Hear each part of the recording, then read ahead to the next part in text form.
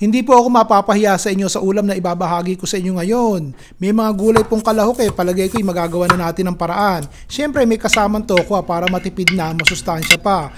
Ang ginawa ko po'y dinurog ko po yung tokwa at nilagyan ko po ng harina. Pagkatapos po'y nilagyan ko ng konting pamintang durog at saka po konting asin. Kung gusto nyo may konting flavor, maglagay po tayo ng pork powder o itong ating chicken cube. Kayo yun po ang ilagay nyo. Tapos lagyan natin ng konting atsuete para mapula-pula ng konti yung dating. Maiba naman. Basta durugin nyo pong durog na durog. Ayan, tapos na yan ha. Kung ito naman po ang bubulaga sa inyo na walang kahalong baboy, bakit hindi? Mantika. Gamit na yung mantika ko the other day pero malinis pa. Tipid-tipid. Okay, prito na natin ha. Gagawin natin tong crispy. Ang tawag natin dito, tokwa bits. B-I-T-S. Dapat to tostado dahil ang gusto nating ma-achieve para siyang ground pork or ground beef na ipinrito. Mga 3 minutes kong niluluto, tingnan nyo, mapula-pula na. Okay. Total frying time, 10 minutes. Mukha siyang chicharon. Wow! Okay, same pan. Lagyan ulit natin ng konting mantika. Kasi itong second part, nakita nyo, hindi natin siya tutustahin to the max. Tingnan nyo to, mga 3 minutes ko nang niluluto, half cook. Para may lambot factor siya kasama nung crispy na tofu bits.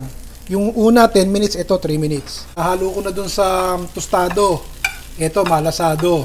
Tostado, malasado. Malasado, tostado. Dito pa lang hahaluin ko na. Ito po ay chicken stock. Kung wala kayong chicken stock, tubig na lang. Gamit ko kasing toyo dito sa bahay ko, low sodium.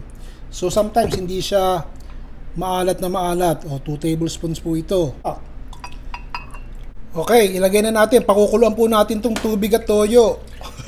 Kanta yan, tubig at toyo. Idarang man sa init. O, katitik na asukal para may tamis factor. Lalagay ko na itong ating carrots. Ating patatas para lumambot na. Yan. O, cornstarch ulit. Siyempre, papalaputin natin yung sabaw, di ba? Half a cup ng tubig, 2 tablespoons ng cornstarch, hinahalo ko lang po.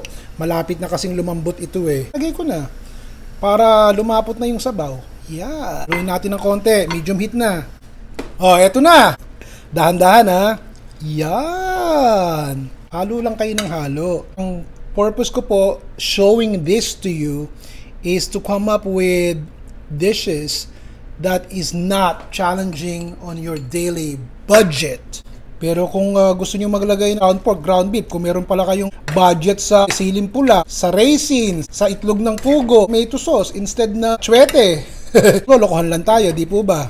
Yan. Kung sa super budget ang ating ulam, vegetarian pa dating. Ayaw nyo niyan? Alam ko, nandiyan pa kayo ha. Sana po nag-enjoy kayo sa mga ipinopost ko. Na-try ko po na bigyan kayo ng mga ibang ideas para naman sa pang-araw-araw yung pagluluto, makaisip kayo, pwede palang gawin yun. And syempre, mga tipid tips. Ron Bilaro po.